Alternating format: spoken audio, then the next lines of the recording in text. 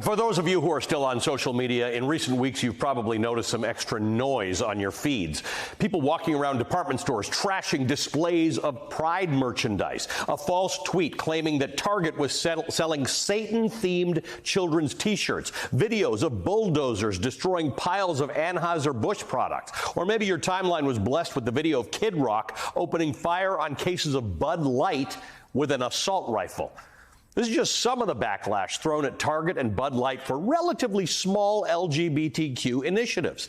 With Pride Month upon us, the far-right hysteria over rainbows and equality is in full swing. But it's all just noise, static at best.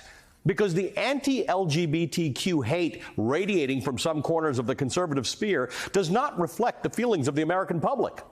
GLAAD, the world's largest LGBTQ media advocacy organization, released its annual Accelerating Acceptance study, finding that universally heterosexual Americans overwhelmingly agree that LGBTQ people should live freely. They should be able to live their lives and not be discriminated against. 96% of non-LGBTQ Americans agree that schools should be a safe and accepting place for all youth. 84% support equal rights for the LGBTQ community. 70% agree that companies should publicly support the LGBTQ community through hiring practices, advertising, and/or sponsorships. But while society has come a long way in accepting gay and lesbian people, the GLAAD study recognizes there is still work to do when it comes to understanding and accepting trans folks.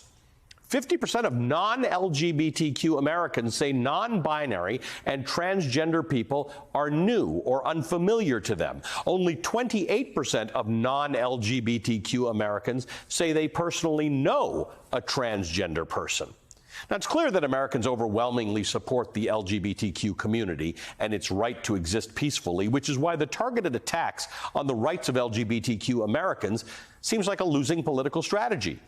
Yet just in the last year alone, Republican lawmakers have introduced more than 500 anti-LGBTQ bills into state legislatures, according to the Equality Federation. A majority of those measures take aim at transgender youth. They range from bans on gender-affirming care for minors to not allowing trans kids to play on sports teams that align with their gender identity to bills that weaken or undermine non-discrimination laws. This is just not popular policy.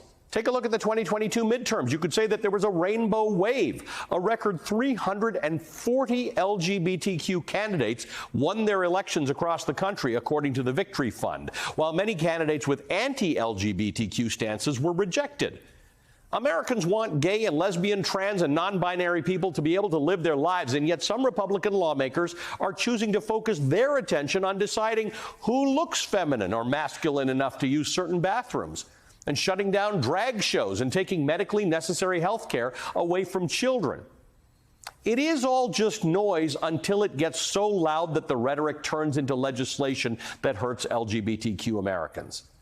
Might I suggest turning down the volume and listening to the American people, because the loudest person in the room is rarely the smartest or the strongest.